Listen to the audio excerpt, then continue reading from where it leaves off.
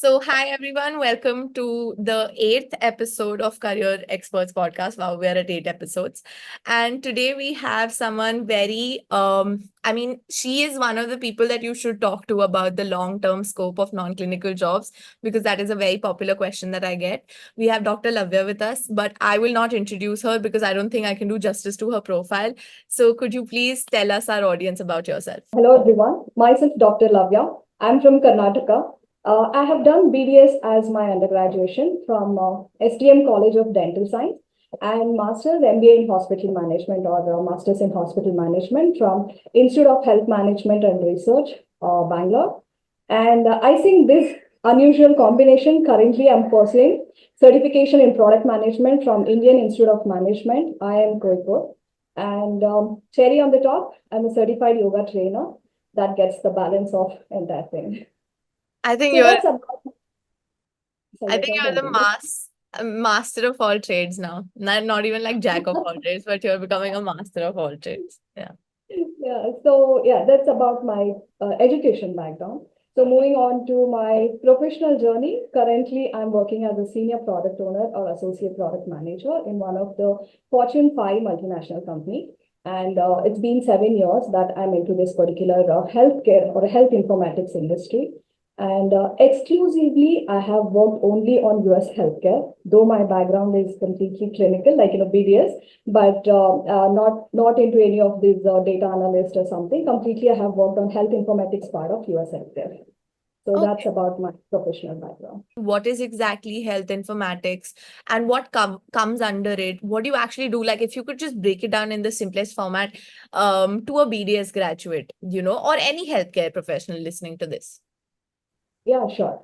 So, see, health informatics, basically, will be working on completely, health data of you. So, as of now, I'm working for US healthcare, right? So, completely, I'll be working on US healthcare data. Like I work on electronic medical records. We have unlike in India, I think the system is very much different. Whereas when it comes to US healthcare, they are more streamlined, where they're very much streamlined with respect to their process, whether it be reporting to the federal government. So all those things are very much streamlined. So as a MBA, as a BDS person who is along with MBA background, you will be working completely on the health informatics part, where you'll be handling the US healthcare data and then be it product development related to the US healthcare, and you'll be totally working on those healthcare data of US. So Got it. not like I'm working for US. Health informatics could be like it can be of any of the countries. Okay. And let's say if somebody has to, like in your career, since you've been here for the past 7 years, have you seen people get into these kind of roles right after BDS, or is there a master's which is actually required for it? Um, at least I have not seen somebody who's directly getting soon after BDS, because we do go ahead. When I say MBA in hospital management, they are not just focusing on hospital workflows or hospital management subjects. We do study something called healthcare information technology. I think this subject, Institute of Health Management and Research, IHMR, they have it as a separate, like first year is a common subject, common for everybody. Whereas second year, they have this specialization. So we go ahead and read those subjects. I think those pretty much add value to what job we are going to do in the future. Got And it. I think whenever these big companies come for the recruitment and all, I think they're very particular about like what is your background and all. Because somebody who's just out of BDS, maybe not very much they're inclined towards management profile, right? They're still with the clinical, just the clinical experience they have. So Hmm. Got it. Because other roles, getting into like marketing, for example, I got into marketing right out of BDS. That I think is something which you can learn on the job, but then probably for these roles, you would require some sort of a master's. And would you say that people would go for like a master's in health informatics per se, or is a healthcare management master's enough to get into this particular role, health informatics? I think masters in healthcare management pretty much they cover all aspects. When I say all aspects, they go ahead and cover conventional MBA subjects. They also cover healthcare management subjects. Partially, they also cover public health subjects and also healthcare IT. So it's a kind of like though diversified, but still they put everything in one whole course. And then I think yeah, they basically cover all the areas, all these four areas over there. Got it. Not specific. So when you go ahead and do only health informatics, I think they will teach only something related to health informatics. There is nothing that you're going to learn related to public health, or there's nothing that you're going to learn related something like conventional MBA subjects and all those things. Right. So healthcare management actually is sort of like an amalgamation of a couple of things in total. Absolutely. Yeah, got it. Absolutely. Okay. So the next and the most popular question, and this is an ongoing debate, which it always will be, but why did you end up choosing MBA in healthcare management over going for an conventional MBA? Okay, it's a long answer. Actually, I'll keep it very Take your candid. time. Soon after BDS, I got married. So after marriage, I joined a clinic where they paid me. My first paycheck was 6,000. I respect my first paycheck. I'm not sure how much BDS grads are earning now. Maybe I think 10 or 50. But if you look at the inflation, pretty much they're coming up to the same number. So that is the first triggering point for me. And especially for women, what happens? Professional lane is never a straight line. It's always a bumpy road. Like right soon after you come out of graduation, you like there's a marriage, kid. So all those things come into picture. And reaching our goal, the turnaround time to reach our goal takes some time. It's not very short period of time, right? Like it takes some time to reach our goals. So I think by the time I realized that I have to do masters, my baby was 1 year, 3 months old. So that's when I'm like, no, I don't want to just stay where I am. I want to do masters. And then I got a couple of options. Like I think three options I got on the table was first one is MBS, and second one is MBA, and third one is MBA HM. So these are the three options I kept in front of me, and I did my own math. So I think everybody has to do their own math before going ahead, because there is nothing called MDS is bad, MBA is right, or MDS is right and MBA bad. Please, I think everybody has to go ahead and do their own math before they go ahead and select their choice. It's okay to step back and take some time, but then that analysis is very, very important, which adds a lot of weightage in your further days. So what I did, so for me, there were a couple of requirements or checklist in my head. So like, I need a college within Bangalore itself. As I already had a baby, so I have to take care of him. So I need college within Bangalore itself. And then what is the investment that I'm going to do on my course? Third, what is the return on investment that I'm going to get once I do this particular course? And how long is the course? So all this math I did, and MDS I had to dump. Okay, for me, it did not work out. So the next two options I have is MBA, HM, that is hospital management, and conventional MBA. So conventional MBA, why I ruled out, it's so way back if I go soon after BDS, for me, anything other than science is maths. So I'm not bad at math. So I wasn't sure if I'll be able to go ahead and do these, general MBA subjects or conventional MBA subjects like economics, finance, and accounting. I wasn't sure if I'll be able to cope these subjects. But if I have to tell people who are just coming out of BDS now, it is very much doable, these subjects, especially for, I think BDS, we give 7 subjects in one stretch, right? Like, I think that 8 subjects thing in is 8. Okay. Yeah. So all in one go we have to give, and each book is mightier than mythology books. Correct me if I'm wrong. yeah, Every book. 100%. If we have done that, this is very much doable. Be it conventional MBA or general MBA. Don't get that into head that by just looking at the subjects, okay, this is accounting, finance, what is this? Will I be able to do? Will this have maths and whatnot? I chose BDS because I don't want to get into math. No, this is very much doable. So I think I did my own math like that, and I had to drop conventional MBA. And the next option, which was closer to my hand, was MBA hospital management. So that's how I landed there. Got it. I think that is a pretty good, because what I also want people who are listening to this is the point that you said, do your own math, because it is important to do analysis first rather than jumping into anything under the sun just because MDS nahi karna. That should not be the approach, because I've seen people DMing me stating that, we don't want to do MDS. Should I go for IHMR for an MBA? I mean, it is not going to be easy also there, right? That is also something which you consider whether you are cut out for management, whether that is something that you want to do. So I think that was a very good thing that you did your own SWOT analysis to understand which one you like and which one you don't like. That's pretty much. And another thing which is just branching out, I keep branching out into things. But what I want to know is there any, like, do conventional MBA graduates get an advantage over healthcare management graduates, or are the opportunities equal?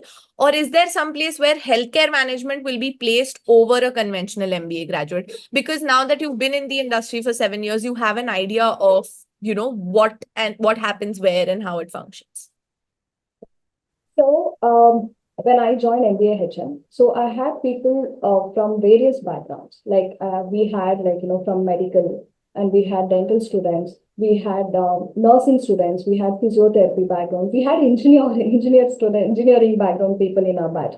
So since this particular course, it covers even the general MBA subjects, maybe not to that extent as how much the conventional MBA teaches, but we do touch upon many aspects of the general MBA subjects. So it's not necessarily whoever is going to complete this particular MBA in hospital management course that they will land up only in hospitals. So the path is pretty much wide open even for the non-hospital jobs like marketing, sales, and all those things. But having said that, usually recruiters, what they do, if they want to take somebody for the general MBA jobs, they will definitely go to the conventional MBA colleges. They will not come to the hospital management. Same thing applies if somebody wants to recruit from hospital management background people, they will reach out to the hospital management colleges, not the general MBA colleges, right? Because these guys somehow they have some extra skill set which they have learned in their hospital management job. So I think the switch is, anyways, you can do it, especially soon after you are out of the college. So I always tell this to people, once you're out of the college or your first recruitment is over, that is not the end of the college. I mean, that is not the end of your professional life or whatever. I think that's when that's the first kickstart you're going to get.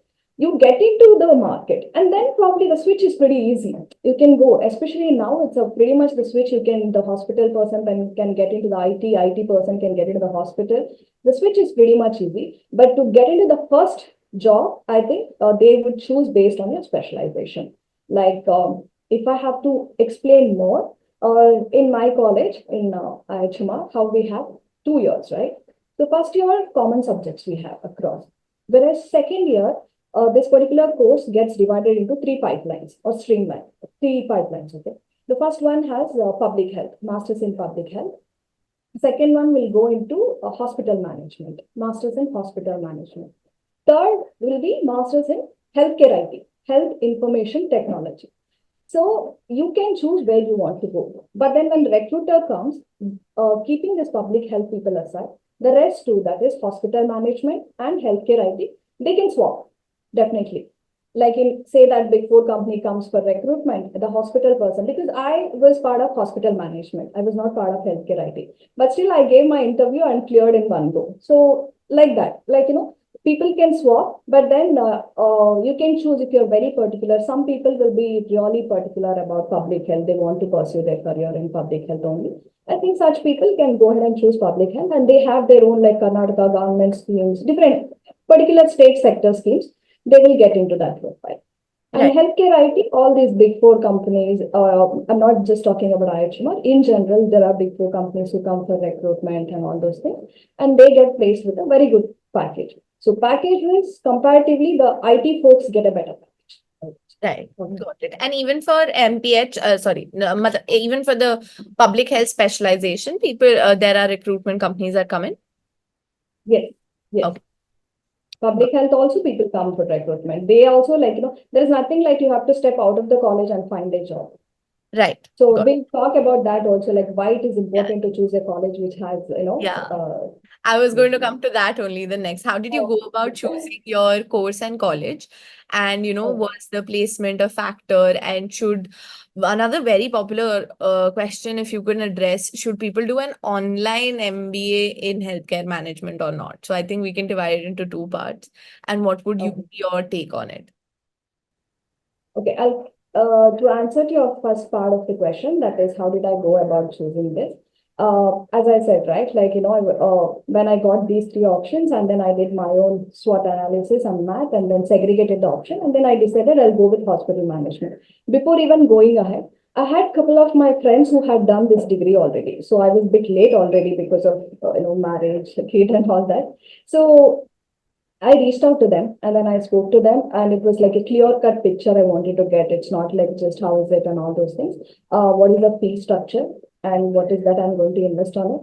Once I invest, where all, what are, which are the different companies that are going to come, and how long is the course, and how many people is everybody, like 100% placements that they're going to offer, and all those things I spoke to them. Apart from that, there is another homework which I did. I directly went to colleges, a couple of colleges within Bangalore. Okay. So I went to a couple of colleges and I spoke to people over there who are already doing this. And then I think, yeah, the feasible option or doable option for me was like, masters in hospital management. But one thing, what I was very clear is, they need to have a campus placement. Because I tell you why. If not, there are a lot of colleges, like if you go to the B schools, okay, I think B schools are also offering now, and Calcutta, Ahmedabad, a lot of colleges are offering now this healthcare management course. So people who are coming out of B schools, definitely they'll have a way better package, right? And also, if you see, having said that, their fee structure is also pretty on higher side. Yeah. So if you think like this, somebody who wants to do MBS, but they're not able to offer that MBS because of financial reasons, I don't think they will go to the B schools. I know B schools are coming up with a better package. I think for them, they would definitely go back to the MBS itself, right?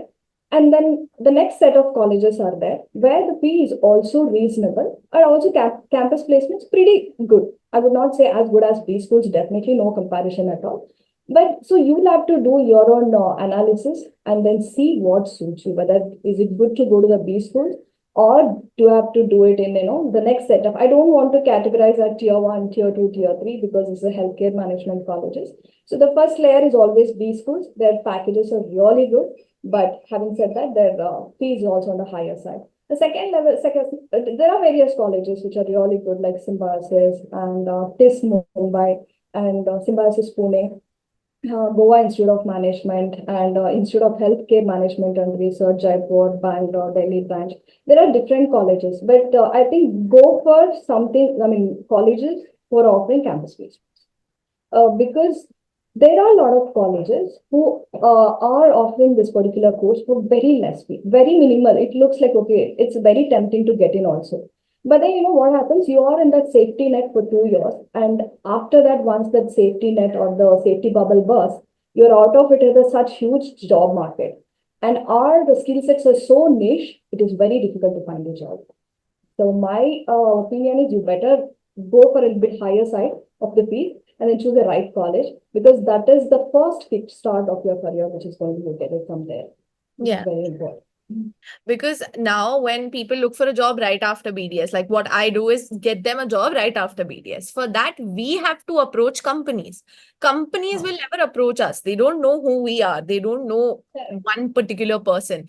And if that is what even I tell people, if you're not getting placement opportunities, like if you don't have companies coming to your college, then there's no point going for that. Otherwise, it's just what's the problem in BDS is that we don't have anyone approaching us for jobs. We have to keep approaching people, which is why engineers also get better opportunities, because they have people coming to their campuses and doing. I think that's a very valid point that you have placed. Yeah. And coming to the second part of the question, whether you should do an online healthcare management course and would that be useful to get a job? If you really want to land in a very good package, or if you want to start like, now that BDS is done, but whatever I'm choosing, that has to be a really, the trajectory has to be really good, then don't do it from online. But having said that, if you're someone who is still okay, I'm not getting anything from BDS, but then I want to do something, you can start, but then gradually what you have to do is you have to do multiple certification programs to upskill yourself, which is very important. Like for somebody, like, they can't step out of the house and then they go and do, from the colleges, like, the actual course. For somebody like that, they can choose online, definitely. But then if, if I have to give it as an answer, then absolutely no for the online MBAs. Go to the college, and there's a lot of things which you have to do there. It's not like which I don't think you will miss out in the online MBAs. Yeah. What I tell people is that when you're going for like if you done BDS online, would you get a single patient to you? I mean, it sounds ridiculous, right? That is exactly how ridiculous it sounds to the HRs. Because there are people who are going on site, doing projects, interacting with peers. There's a lot of peer learning happening. There's a lot of, you're actually meeting your faculty, you're actually doing hands-on courses together. So that is one thing. But Sorry sorry. to cut you. Please go ahead, No, please go I ahead. wanted to ask you, let's say if, like you write out you had that kind of privilege and, you have a supportive partner that you went on to a 2-year course. But there are a lot of women who also approach me who state that they are not able to go out of, house right now. Would you recommend them to do it? Let's say they have some sort of clinical experience and then they decide to get some sort of an online degree in healthcare management. Would you recommend that to them? Definitely yes, because instead of like maybe somebody who does from go to college and do the MBA, they will go and get landed in the 10th step. Somebody who does this one from online MBA, maybe they'll start from the second step or the third step. But then it's okay, get started. You're not staying in the same place, right? It's always better to move instead of staying at the same place.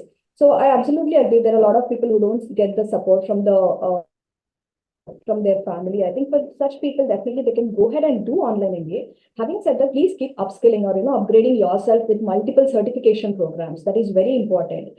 And why, and along with that network, right? What the network you develop down the lane, which adds a lot of weightage to your profile. I think that is one of the reason why you have to go and do it from the colleges where you develop network. Now, anyways, we have different social media and all, through LinkedIn and all, you can definitely develop the network. But still, if they don't have any other option apart from, doing the online MBA, I think you can go for it. Nothing wrong with it. That's And now we have way back when I decided to do, go for masters in hospital management, masters in hospital management.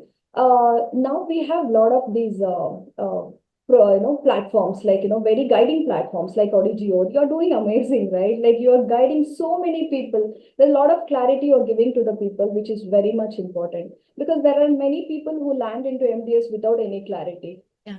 Right. So there are a lot of people just by looking at the podcast, you go, okay, let me get MBA done. No, that is not the way we do it. So you are giving them what are the pros and cons of each course. So that is very much important. Because if I see, I have a lot of dentist friends, right? Like they're doing amazing. I even today I respect this particular profession. I love this profession, dentistry.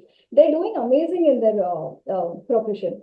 Having said that, I also have friends who have left dentistry and they're doing great.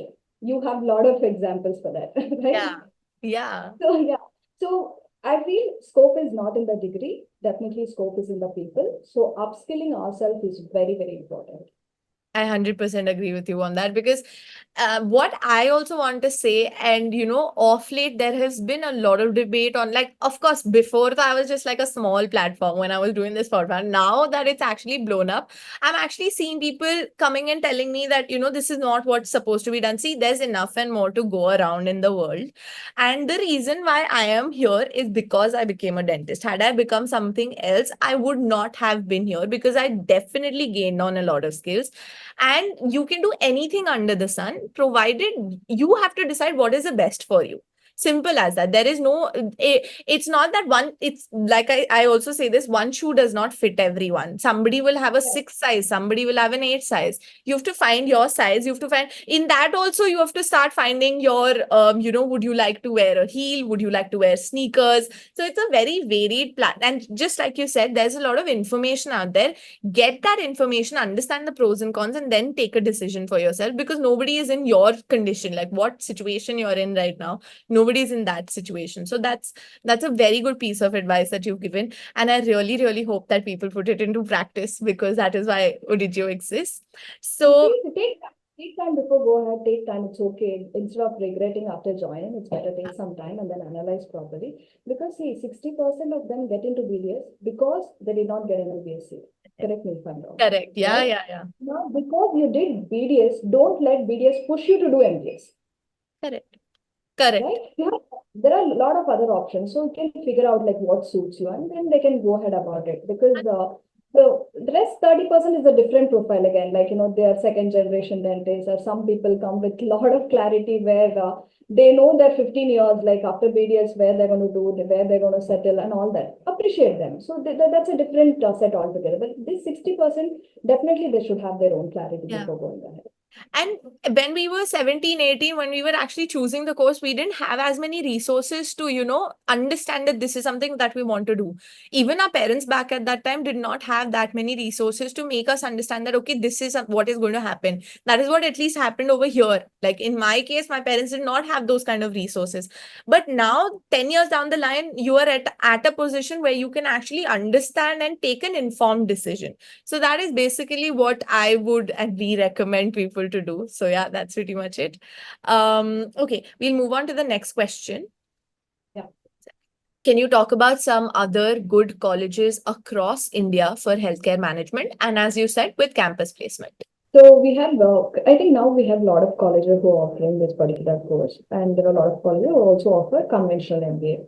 So as I said, I don't want to, segregate as tier one, tier two, tier three. But then I say top colleges always like B schools. Okay. I think IIM Ahmedabad is offering this, and then Calcutta is offering Bangalore. I think Bangalore also has started program. So these are the, premium. Along with those, I think BITS Pilani is also offering healthcare management, and ISB Hyderabad. But ISB, if I'm not wrong, like they're very particular about your work experience. So before you start, but the rest of the colleges, it is being waived off. Like, you can go with your CATs and MAT score. The second set of colleges, again, like, we have Symbiosis Pune and Tata Institute, Mumbai, Goa Institute of Management, Institute of Healthcare Management and Research, Jaipur, Delhi, Bangalore branch. I think these are the different colleges. We do have a lot of other colleges like, I would put like, in the last layer, there are a couple of colleges. Reason, I think Manipal also offers, right? Yeah. Manipal is also very good. Manipal also offers healthcare management. The colleges which they do not have campus placement, probably I'll put them in the end. So those are like usually I would not suggest to go for such colleges, somebody who is not offering your campus placement. Uh, Primarily choose something which is really good. If you're ready to offer those fees, probably you can go for these schools, BITS or ISB, because you're going to come out of really great package. Once you are more like, I think the package starts around 30 lakhs, 32 lakhs and 28 lakhs and all those things. So, but that, having said that, the fee structure is also really high. So the Yeah. second set of colleges who are usually like, mid-range fees, where it is pretty affordable, because mine was like completely self-funded. Randomly, I just went into a bank and then checked with bank manager, will you offer me education loan? He said, so that's how I got into the track. So whatever feasible for you, you check. If you're really ready to invest so much on the education, then go for these topmost colleges, B schools, BITS and ISB and all those things. Otherwise, you can choose the second one, Symbiosis, and then TIS, or you can go with the IHMAR and Goa Institute of Management, all those things. They're all good colleges. Right. That makes a lot of sense, because I think campus placement but then I think if you have the potential to get into one of the top B schools for these colleges, the return on investment definitely comes out. So I think that is something. Yeah. So that is it. Okay. I think Then now so way back when we were studying and when I finished, I think it was not very high college fees, but now it is compared, it was high, but not very high though, affordable. But now I think they have like, I think IIMs and all, they charge very high, yeah, 24 it's lakhs. around. Yeah. It is pretty high. I mean, I know for the conventional one only, which is high, Yeah. but it is equivalent to an MDS investment. That is. Correct. That's what. If you are someone who is not interested to invest so much, probably you can choose the next set of colleges. They are also good. Their package is like maybe not as good as these premium colleges, but then they come up with good in and around like 10 to 15, or usually like, they're placing it around 24 lakhs is the highest package. This is what the research I have done. And on an average bracket, if we take somewhere around 10 to 15 is what they're placing people. Lakhs per annum, guys. That's what Yes, it because I do get that also, because that's also a very new thing for dentists also. Like the lakhs per annum thing is also a new thing for us. Okay. Now, I So when I cleared my interview, right? So when they offered me so and so number, that was the highest package in my college. Okay, then I was so happy because I was my first paycheck was just 6,000, right? And that number was like a big thing for me. So definitely, I think Yeah, so. It's definitely. just that you have to kickstart, but after that, the progress is going to be really great. Yeah, 100%. I agree with. And the scope depends on your skills, which is something which we've Okay, already covered. It's that's not that you important. get into the corporate field and everyone's thriving. It is not like that. You have to work your ass off to actually thrive in the corporate sector because it is equally tough. Yes, I would say not as tough as BDS because BDS was another ball game altogether.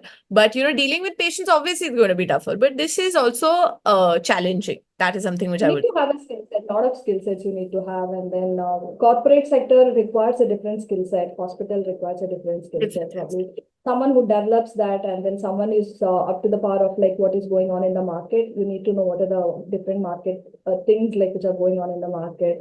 Upskilling yourself. Then I think then you are apt for that particular package. Correct. And that is very true. So, another very popular question, is it worth doing a MBA in healthcare management after your BDS degree? Yes. Okay, Yes that's is the okay. answer, but having said that, please do your own analysis. Take some time. It's okay. Like entire internship, it's a pretty much like free time apart from preparing for the exam. So I think probably you can do your own analysis. Is it worth going for MBA? Reach out to as many people as possible. Reach out to as many people as possible who have done this, and guiding platforms like yours. There are like, I think they can go ahead and reach out to you so that you get them onto the right person so that they can talk to them, and they can discuss whatever they want to so that they get the raw or the clear picture.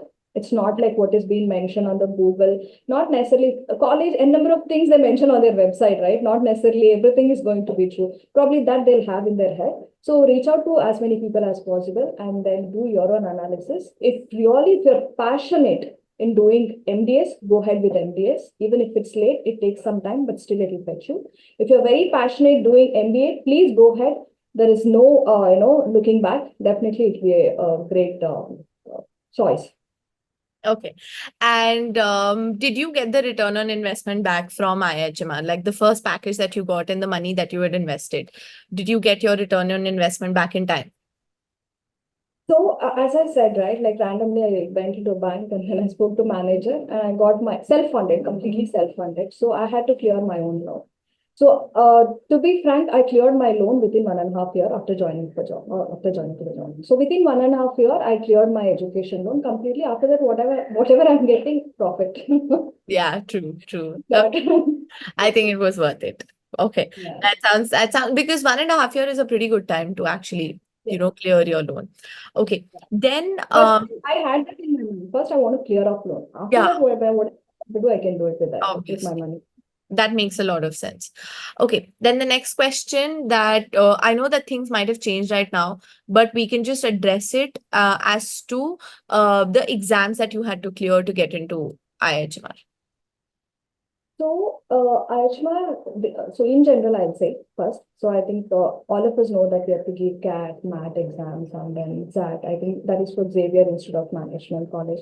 Symbiosis has their own exam called SNAP, and TIS has their own exam called TISNET. Whereas when it comes to IHMR, they definitely do consider your CAT and MAT score. In case if you have not given CAT exam, still they would consider because they will give their own exam, internal exam. So they will give IHMR UMAT, the exam name. So you'll have to go ahead and that's pretty much similar to MAT exam. So you'll have to go ahead and give the exam and you'll have to have a pretty good score in that. And it is doable. You'll have quants, verbal reasoning, and all those general MBA questions. And along with that, we'll have group discussion, GD, and our panel discussion. And along with the group discussion, we'll have a personal interview also. I think group discussion goes on for 6 or 7 rounds. So they will do all those things. They'll check, your kind of attitude and how well you speak and all those things that they'll have their own requirements. They'll go ahead and put a check mark. And then we'll have personal interview where they will probably ask you like, how exactly, why you are shifted, why you're shifting, what is your motto, like, what next, what are your long-term plans, and all those regular interview questions they'll check with you. And then this is how the process goes. Like in case if you have not, usually CAT and match score. In case if you have not given CAT, they have their own exams where they'll go ahead and conduct. And then you can give that plus group discussion plus personal interview. Right. And then they segregate. I think what is very much important is grooming. Grooming, especially your LinkedIn profile. When I joined, I think it wasn't there at that point of time, but now it is very important to have a very groomed LinkedIn profile. Your resume, your profile, what you're applying. Be it starts from smart form. When you apply, right, you fill the smart forms, right? Like how that is very important. It starts from there. I've seen you grooming many of them on these aspects. Seriously, it's very, very important. A lot of people who neglect, they have a number of things, they're extremely smart, but their grooming skills are very bad. I think initial screening is done based on the grooming. So that is Right. very important. So and I think what I really like about MBA colleges is the holistic approach that they give. It's not just that you get a score, they're like, we are getting you in. They have that Yeah. score, they look at your holistic profile, your overall presentation, and you're very right. I've also had people who had come to me before. I'm not promoting myself, guys, but I'm just telling you that they had come to me and they were very smart people. But then if you don't know how to operate LinkedIn is the new newspaper. Earlier jobs used to come out in newspapers, now everything comes out in LinkedIn. So if you do not have a LinkedIn presence, if you're not networking, I've had Strawman come up to one of my clients because she had an updated profile and take her interview. The only reason, like, they aage se approach. I know that has been out of the 250 people that I'm working with, I have worked with by now. I know it's only been once, but ek baar to hua. So, that is the kind of thing that that is a potential that LinkedIn actually holds, along with your resume, obviously. Resume to hona hi hona hai acha. But then LinkedIn is also a very important factor, like you said. That's a very good point. And that's a key takeaway, guys. Please note it down if you're noting something down. So, okay. It is not just for like, people who are like, just starting their journey or just to apply to the particular college. Even after college, once you get placed, right? After that, it's not like, after that you have to build your network. And then, because my first job and it was like through campus, right? Then after that, I think it was definitely everything was through LinkedIn. So people reach out to you. In fact, they go ahead and check your Yeah. profile and they start reaching out to you. So it's very important to have a very good LinkedIn profile. Updated LinkedIn profile. 100% with you on that. Okay. So, did you do any preparation for the exam, and did you use any resources for the exam to prepare for? See, it's general as usual for CAT and MAT exams, what we have to go through those subjects and all. But to be frank, if you take my example, I did not go through much of the resources. So, because for me, it was like, the exam dates were very near. That's when I decided, like, it was very close by. So I just rushed into all these things. And then, but what I would say is, I think now we have a lot of guiding platforms, right? Like, what are the different subjects that have to prepare? Probably they can go through all that. What are different subjects they have to weight accounts, finance. It's not like completely it's going to be like that verbal reasoning, comprehension. I think it's usually the MBA exams, what all subjects they have to go through. The initial screening, I think, especially these B schools, there are a lot of, I think, initial screening, they do it very strictly because they have to filter, right? They have to filter out a lot of people. So they're very particular about their scores. And the next set of colleges, it's still doable. You can go ahead and then give your exams, but make sure that there's a good preparation that is done, especially for your group discussion. Because there are some people who have scored extremely well in the exams, but then when it comes to the group discussion and personal interview, their mom, Yeah. what that, but they're very particular about that. Especially, I think right, management, Yeah, you yeah. have to speak. You Yeah. have to. I mean, at the end of the day, you're doing an MBA to get into management levels. Like when I did it Correct. after BDS, I started literally from scratch. I went from writer to editor to head of content to marketing and growth specialist. So I had to go through the entire jing bang. Why people do an MBA for people who are watching and listening is because you need to get directly into the senior management roles, or not even senior, let's say even middle management also. That is where you get placed. You So have to unlock a lot of things. You have to yeah, relearn things. correct. Just That to is go. very true. So another thing is about your first job. Like, how did you get your first job? How was that experience? I know you told us about campus placement, but if I remember right, you got into Deloitte. as your first job.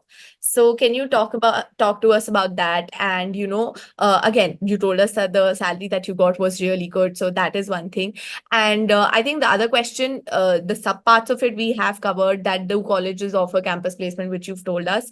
So yeah, just a bit about your first job. What kind of jobs come to IH? What kind of companies come to IHMR? If that also we could cover. Sure. So, as I said, like, first year will be common, and the next second year MBA, that's going to be like, we're going to separate. Okay, whoever is interested can go to public health, and the next set of people, hospital and healthcare IT. I was in hospital, and then I did my summer internship in hospital, Manipal, Columbia Asia. I think that way back it was Columbia Asia. Now Manipal has acquired Columbia Asia. So I did my summer internship in Manipal. Somehow, to be frank, I didn't like working in that sector. So I had to again, this is what I say, like you see what suits you. Don't just go blindly because you're there. So Yeah. again, I have to, rethink, is it worth going there, or is it like, I think that's when, like, I was a little skeptical there, I don't want to get into hospital. And then for us, it's a common recruitment which happens where hospital people can go and sit in the IT companies, and IT people can go and sit also for the hospitals. Okay. So I think that's how I landed. Deloitte was the first company which visited, and then their recruitment process is pretty, like, very much streamlined. They have some n number of rounds of exams and then interviews which they conduct. There are some 6 rounds of interview which we have to go through in the office, and then personal interview and all those things. And I think out of, like, 60 people, the initial segregation goes off with the aptitude test. Okay. So aptitude test, through that, half of them they'll wipe it off, and then the next they will select only some 6 or 10, and the 10 will go into the office, I mean, Deloitte office, and then give the interview over there. And there they will select only 2 people. This is what happened in my college. So they'll select only 2. So that's how it started. And then, especially, as I said, more than hospitals, IT people packages are really good compared to hospitals. So, wait, I think there are other good colleges, like, I think Symbiosis, I think for them, I think even the all big 4 companies go there for recruitment. Even I think IHMR, Jaipur also, Deloitte, EY, I think KPMG, PwC. So all of them go for the recruitment purpose, and they all come up with a really decent package. Okay, that is something which is nice to know, because I think Deloitte is a dream for many people, to start with. Yeah. I Yeah. really enjoyed my career over there. And what role did you get into? Which one? What role did you get into in Deloitte? I got into as a business analyst. First Okay, role, first nice. business analyst. Nice. That is nice. A lot of people, there's a client of mine, she's really, really interested into business analyst. Again, she's doing a lot of courses to upskill herself, to actually stand out from the crowd and, do something different. Have to. There is no other option. Be it Yeah. IT, be it hospital, be it marketing, be Anyway, it yeah, whatever it is. You have to upskill yourself to stay in the market, to you stand have. out in the market. I think you have Yeah, to upskill yourself. you have. Okay. Then the next question that we have, one second. So a very important question that other people also have is, do you need any work experience to apply to these companies? Sorry, to apply to these colleges, or can you just apply right out of BDS as well? See, you ideally need, soon after BDS, you can apply. The long answer short, if I have to say, like, soon after BDS, you can apply to these colleges. In fact, you can prepare even during internship. You're very clear. If you're not clear like me, who took like almost 3 years, and then I did my, all those things, then I got into it. So if somebody is very clear that they don't want to continue in BDS, they can immediately go ahead and then get enrolled in this. Or if even if you practice for a while, let's say you did BDS and then you practice for 2 years, what experience it is going to add for MBA? Tell me, these are 2 different experience. BDS has its own weightage, and MBA has its own weightage. I don't think BDS experience adds any weightage to your MBA because it is not relevant. You got my point, right? They have experience, but it's not a relevant experience is what they have. So I think if you're very clear on moving or parting, you better go ahead. Okay. And do people who already come with some sort of work experience, do they get an advantage over in terms of package or maybe industry learning when compared to freshers who have joined? To a certain extent, I'll say yes, because say somebody who has already worked in hospital as a dentist, okay? I just now said that maybe it will not add much value, but if you have worked like, somebody bachelor's in hospital management, probably they will go through all the operations, be it operations, marketing side or quality aspect of hospital, everything that will be known, right? If some company who is coming and looking for a quality, someone to work in a quality department or operations, probably they will choose that person like over anybody else. But having said that, there are a lot of recruiters who don't look for experience. They directly, because their requirements are pretty freezed. Recruiter who comes to, recruit person, their requirements are pretty freezed. They see, okay, this is what it is. If that person suits, they'll just go ahead and take them. That's all. Got it. Not Understood. necessarily that everybody has only the experienced folks will get a better pay, nothing like that. Okay. And I tell you what, that it is not that only that one moment which decides your life, that recruitment, first recruitment. Life, I think it starts after that, in fact. I Yeah. have seen many friends who got into, different companies for a very less package. But now, if you look at them, they're doing really great. Yeah. They have upgraded themselves, they've upskilled themselves, and they know what is happening in the market, what is the current trends and all. I think they're doing really great. Don't get disappointed if you get a lesser package or something. That's Yeah, not of the end of it. course. 100% with you on that. I 100% agree on that front. Okay. Then after that, the work experience bit we've covered. Can you give us an average? I know you've covered it along the podcast, but can you give us so that I can timestamp this segment? The average packages that you will get from, like, if you do a healthcare management from a top B school, from one of the, the like IHMR, GIM, and all of that. Top B schools, probably they'll place you at around top, the maximum, 32 lakhs, 28 lakhs, like that. So on an average, if you see, like there are around like 18 lakhs, 10 lakhs, 10 lakhs to 18 lakhs, I can say. Okay. But most of them, they place at really great package, beyond 20 only they place. I've seen these good people. And the next set of these colleges, so as of now, like, I think the previous year, they placed at around 24 lakhs. Okay.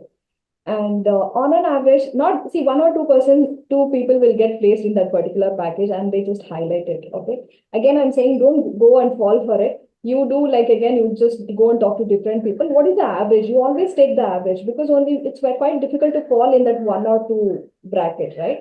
So always go for an average. I think on an average, the next set of colleges are placing around like 10 to 18 lakhs package. Okay. And as least people have, they've placed at 5 lakhs package also. So, and like, we had a discussion before the podcast where Dr. Lavya had certain really good points to place, that it's not that everybody who goes into a top B school or into the best college in the world, you cannot, like, would you just like to touch up upon that? Because मैं No, बोलती हूँ तो लोग मानते नहीं. So definitely. See, it definitely depends upon your skill set. Okay. Maybe you have chosen, like, B schools also. There also, you like, there are any number of smart people who come there to do this, right? You have to prove yourself. Like, just because college says they are placing someone at 32 lakhs or 30 lakhs package doesn't mean that everybody is getting placed at the same package. That person, there is something, outstanding thing in him or her that they're getting placed. So it's very important for you to upskill yourself even during the MBA or whatever MBA, HM or MBA, conventional MBA. It's very important what is happening in the market and current trends. Go beyond your books and study something. Go beyond books and then groom yourself, which is very important. and So we can't just depend, like, okay, somebody said they gave a number for HMR that they're placing at 24, everybody else will get placed at the same number. No, absolute no. There are people who got placed below 5 lakh package also. Why?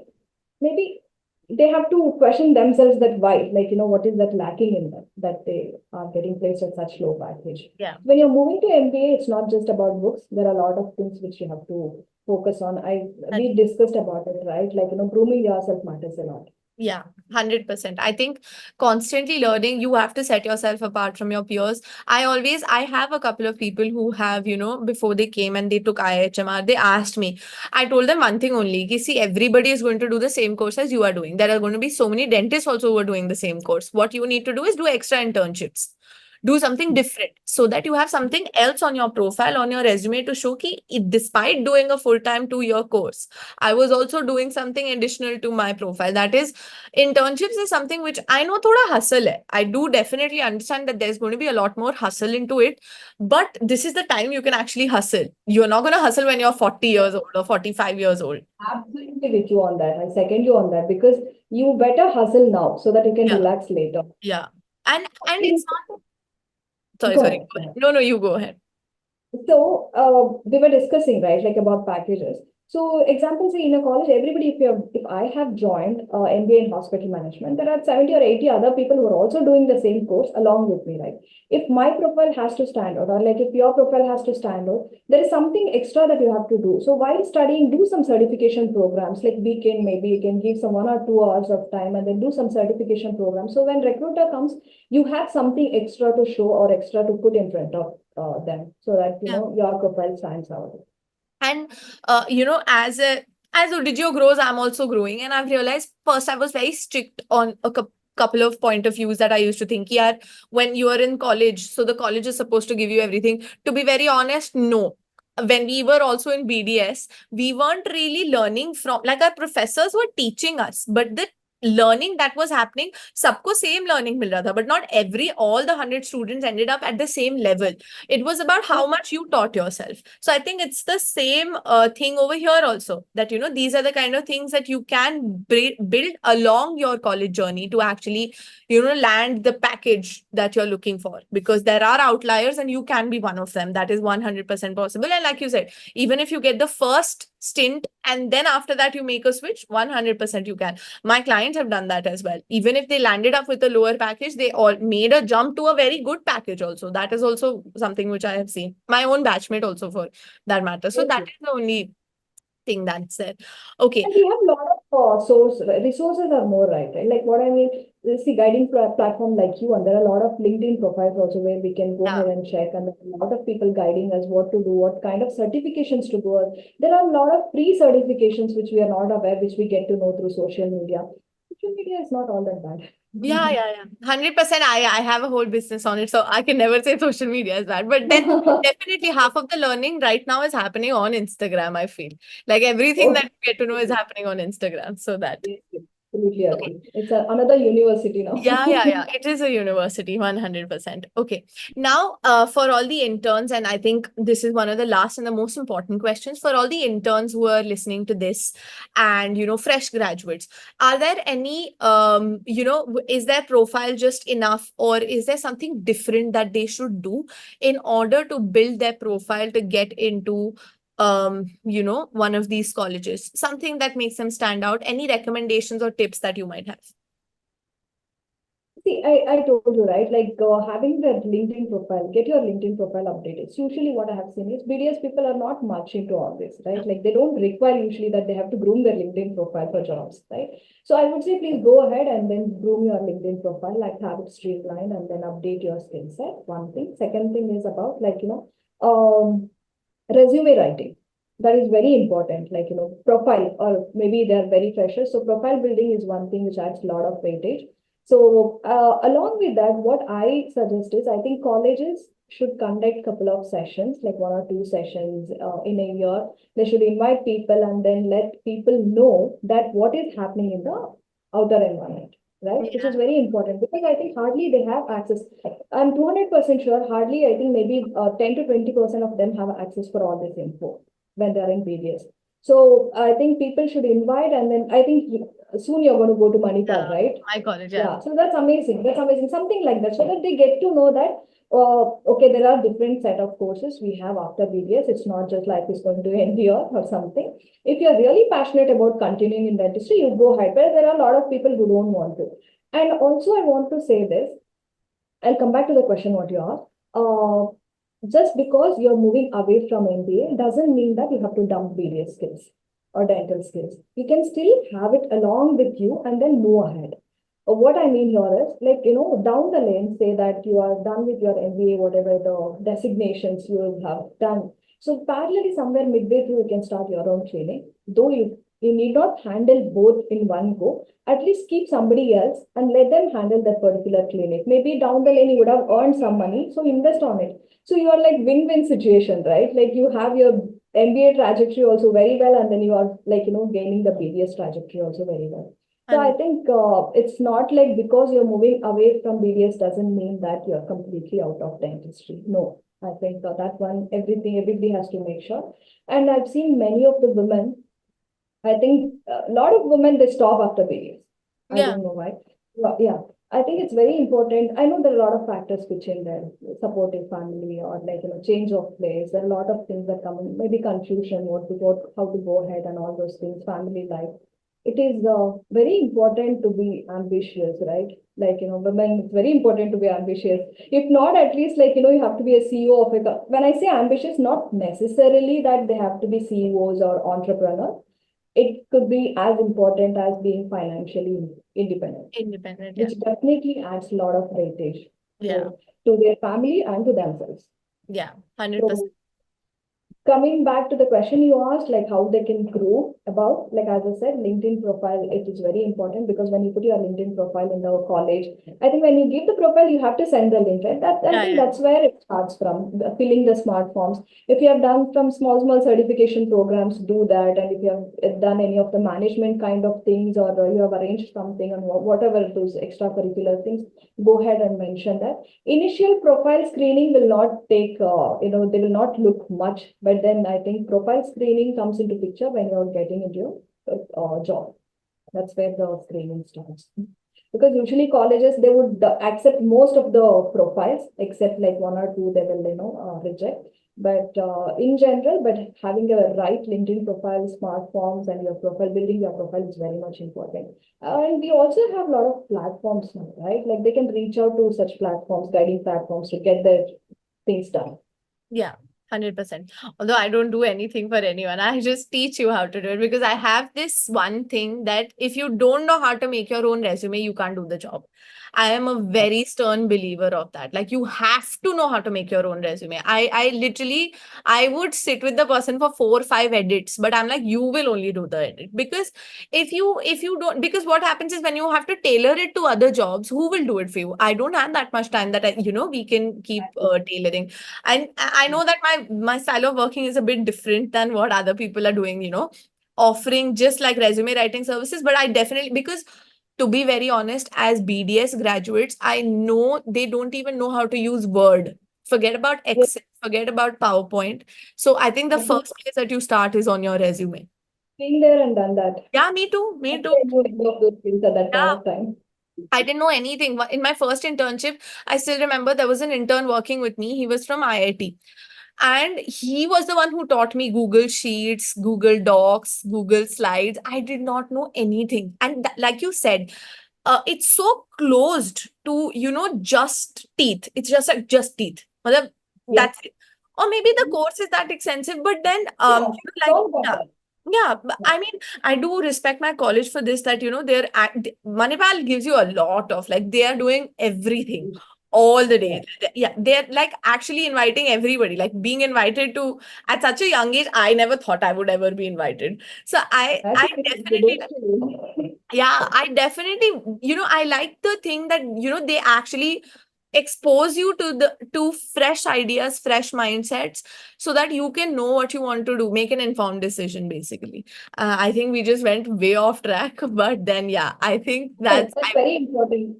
That's very important. See, not everybody leave dentistry because they're not interested. I've seen many of them have amazing skill set. Still, they have to drop because of financial reasons. Maybe they're not in a place where they can offer MDS degrees. Or down the lane after MDS, they have to set up a clinic. Maybe financially they're not so stable. So for such people and all, this becomes a guiding light, right? Like what are yeah, the different other feasible options they have yeah, that they can. correct. This is very important. Instead of, just cribbing on I'm not doing anything or just wasting the productive time. So probably if they invite somebody like you and who has all this background, I think they get a better view of what can be done, what are the different options they have. Very true. That is very true. And I think that's we have come to the end of it. Do you have any points that any tips or anything that you would like to talk about from your 7 years of non-clinical experience? Something that you want people to focus on, like you've told us about LinkedIn, but anything else apart from that? 7 years, yeah, it's first and foremost, there is no regret that I left dentistry. Dentistry is amazing profession. I always respect that profession, but there is no regret that I left that particular profession. It's okay if you are someone who's looking, who want to, even there are some people who come to me after MDS that they want to do this particular course. Okay, so that is what I said. Like, take some time. Just because you landed in BDS, don't push yourself to MDS now. Take some time. If it is worth, you do it. Otherwise, go ahead. There are multiple other options. Just take a complete switch. Absolutely okay. And then restart your journey. There's nothing wrong with it. And there are a lot of people, like it's been 5 years that I'm out of BDS. There are 10 years that I'm not doing, not doing anything. It's never too late to start again. I started really late, like I told you, right after baby, but it's okay. It's okay to start again. So at least you're not going to stay in the same place, right? Like Yeah. it's okay to take some time. Everybody has their own timeline, so that way it's okay. So, but the initial grooming is very important. If they want to land into, especially these schools and all those profiles, right? Like having their profile, grooming their profile, streamlining their all the entire process is very important for them. So that is one thing which I want to tell. I think that is a very good piece of advice that you've given, that, it's never too late to actually start. Because Yes. I didn't start Odigio for women particularly, but 96% of my clients are women who are married and probably have a baby or have changed locations. And it's not as simple as ki clinic holo. I mean, stick to clinics. And I get a lot of this, ki hame to clinics pe stick karna chahiye. Young people who are talking about this. I'm like, do you even know what other people are going through? Because there is a lot of things that people can go through. And like you said, there's no age to, not age. In fact, you can start whenever you want to. Like, jab jago tabhi savera wala system, I think. So, yeah, See, like if they don't start now, they'll still be in the same place. If they yeah, start now, at least down the lane, they're going to move ahead, right? Like yeah, if correct. not, they're not able to do conventional MBAs or, go ahead and do this hospital management. Go ahead with the online MBAs, as we discussed. Go ahead with online MBAs, do some certification programs. I think there are a lot of jobs who don't even require MBAs, right? Like clinical data analysts, medical coders, and there are many more other, I think you have better picture of it. Like, probably if they really want to get into that, they can get in without even doing masters. Yeah, eventually, yes, people will have to do a master's, because the norm has become like that. Everybody is doing masters. But if you really want to start, there are so many internships, there are so many part-time roles you can do. There's a lot. So you already know where to find all of that information at. And if anyone ever wants to book a personalized session with Dr. Lavya, you can always reach out to me, and there will be details which will be linked in the description below. You can always read them. And yeah, if you have any doubts, feel free to reach out to her, because she has been guiding people for such a long time. And now she's on board with us, so she'll guide more people with us. So thank you so much for doing this with us. It was a real pleasure to have you on board from my Thank side. you so much, Anamita. I definitely had great time. So thank you so much for inviting. Thank you.